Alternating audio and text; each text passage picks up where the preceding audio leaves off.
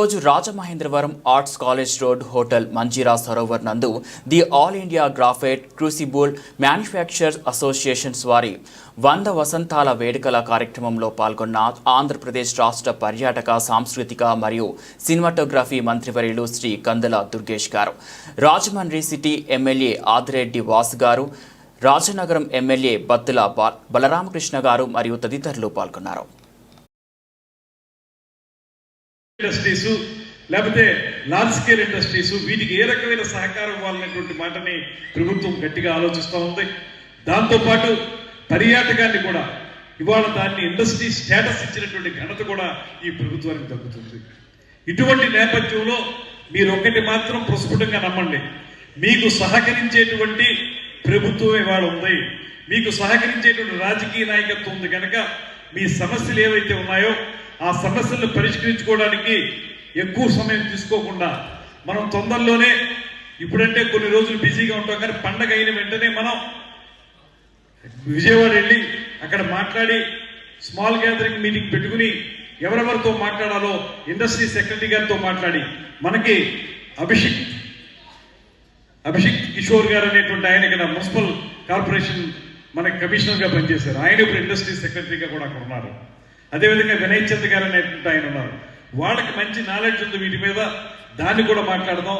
మా తపన మాత్రం ఒకటే, మీ అందరికీ మనస్ఫూర్తిగా చెప్పేది, ఇవాళ వేరే కార్యక్రమాలు ఉన్నా ఈ కార్యక్రమానికి తప్పకుండా ఎందుకు రావాలనుకున్నాం అంటే రాజమండ్రి కానీ రాజమండ్రి పరిసర ప్రాంతాలు కానీ పారిశ్రామికంగా అభివృద్ధి చెందలేదు. ఇది వాస్తవం. ఎవరు చూసినా ఎక్కడ చూసినా మనకి ఇతర ప్రాంతాల్లో జరిగినంత పారిశ్రామిక అభివృద్ధి మనకి జరగకపోవటానికి కారణాలు నేను చెప్పలేను కానీ ఇవాళ ఉన్నటువంటి పరిశ్రమనైనా నిలబెట్టుకోవాలి, దాన్ని బతికించాలనేటువంటి ఆలోచన మాకు కూడా ఉంది కనుక ఇవాళ మీ దగ్గరికి వచ్చి నిలబడ్డాం అనేటువంటి మాటను కూడా మీకు మనం చేస్తాం.